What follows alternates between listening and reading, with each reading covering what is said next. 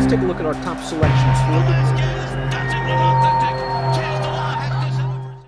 Dan Illman, Mike Beer. It's Fountain of Youth Saturday at Gulfstream Park. Plenty of graded stakes races. We kick things off with race number 3. Let's throw up the field for the Grade 3 $100,000 Herecomesthebride Stakes. Very promising 3-year-old fillies going 1 mile and a 16th on the turf. And your morning line favorite, Mike, the number 1 Spanish Love Affair. Graded stakes placed, a stakes winner over the Gulfstream Park turf course, and she ran into a very good filly in her last 2. Yeah, she certainly did. I'm happy to call her the horse to beat in this race, Dan. I thought she ran well in all 4 starts last year, even the Breeders' Cup. I know that ultimately she wound up 6th. She was beaten about 5 lengths in there. I thought she ran fine in that race. It was just a little too tough.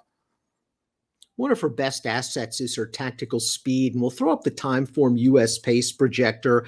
I don't agree that the pace will be fast. I think it'll be fair. Spanish Love Affair drew inside. I think she's going to let Con Lima go and either sit second in behind or try to get outside that one.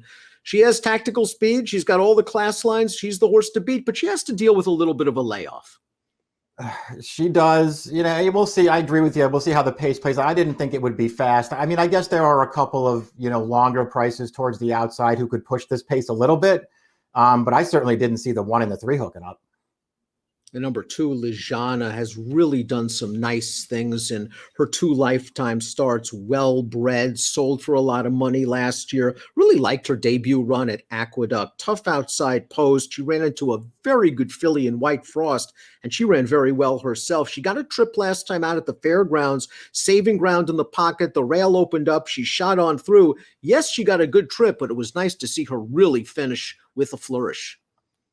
Yeah, I looked at that race the same way. She did get a perfect trip in there, but she also really ran in that race, I thought. So I thought that was a good performance, especially when you factor in her debut, because her debut was very good from a very tough post at Aqueduct. And White Frost, who's turned out to be a really nice horse, obviously ran her over in the stretch, but this horse made the first move in there. She was wide.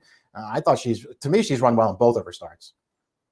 Let's watch the number 3, Con Lima, the expected pace setter's most recent start. She's the beaten favorite in the Grade 3 Sweetest Chant. This is her. She made the lead. She tried to create separation on the second turn. She really couldn't get away from the field, and she's going to get run down late by the aforementioned White Frost. It was an okay effort for Con Lima. She is what she is. She's a good early 3-year-old turf filly. This is probably going to be the toughest field she's faced, and I think she hopes to get a lonely lead once again. Yeah, I mean, that seems to be like her only tactic here. All 3 of her turf races, Dan, are the same. She's better on turf, but all 3 of her races are the same. She gets loose on slow paces, and she's still there at the end. Last time it didn't work out because White Frost happens to be really good. And I feel like she's in another good field here. I mean, I think the 2 fillies to her inside, not only are they talented, but they also have enough speed to keep her honest. I get it. The number 4 has won 4 of her last 5 races. The only loss, though, is when she stepped up into stakes competition and she was beaten by Con Lima. I liked what trainer Ron Spatz did, dropped her in class, wheeled her back in 19 days, got the money in this starter optional claimer. Here's I Get It. She's had a nice trip in the pocket. She had to squeeze through an opening on the turn in between horses, and now she's in the clear and she's home free. Yeah, just, way too good for this field. Dropping out of the Ginger Brew. She just wins this race very easily at the end. I thought she ran well in here, Dan. Her turf form is obviously fine. The Ginger Brew, I mean, you could look at it and say, look, the one time they tried better horses with her, it didn't work out. It's also a race where they took her back off the pace and Con Lima walked on the lead. So it's not like she had, some kind of perfect trip that day. She could do better in here.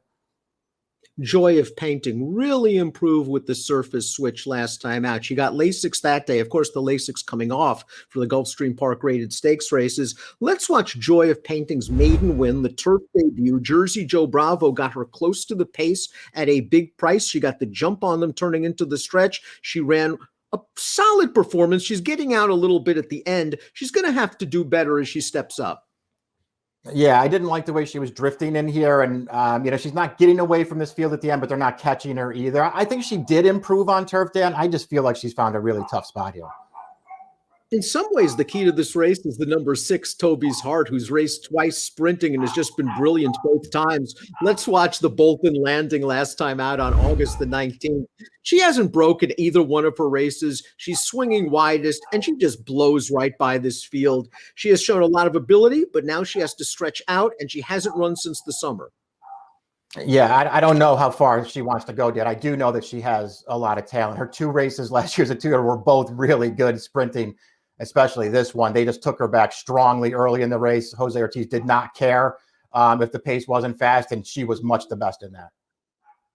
Mail order also appreciated, switching to turf, second time out for trainer Bill Mott. Again, that one got Lasix in that race. Lasix off here. Let's watch mail order. Junior Alvarado was aggressive with this one early, gave her a breather on the backstretch. She's a big, good-looking filly, but she is crying out for the wire. And now she has horses like Con Lima that she might have to deal with early.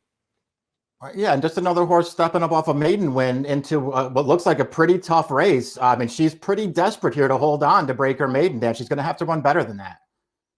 Designer Ready came from way off of a fast pace to win her debut at Woodbine. I thought she ran okay in the Ginger Brew last time out. Con Lima controlled the pace. She tried to come from out of it. She flattened out a bit late. I think she'll do better second time out.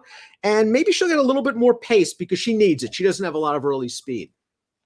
Yeah, trip is going to be very important to her in this race. I think she's run pretty well in both of her starts, though, and I do think she could get a different setup here. So that just sort of made me want to use her. I feel like she's going to be an okay price. Top pick time. You're going with the 8-1 shot, the number 2, Lijana. I think she's going to work out a nice tactical trip. She has a lot of upside potential. I respect Toby's Heart, the 6. I certainly respect the 1, Spanish Love Affair, but they're coming off layoffs. Maybe Con Lima can just take them to the lead one more time, and she may drift, I think, off the morning line. Yeah, I wonder what kind of price the 2 is going to be as well. I didn't know if I felt like she was really going to be 8-1. But she shouldn't be the favorite in here, that's for sure. So I'm going to take her and hope that she's good enough here if she steps up in class. 2186 for Mike, 3126 for me. Plethora of graded stakes action at Gulfstream Park on Saturday. The Here Comes the Bride is race number 3, approximate post time, 12:26 Eastern. Best of luck.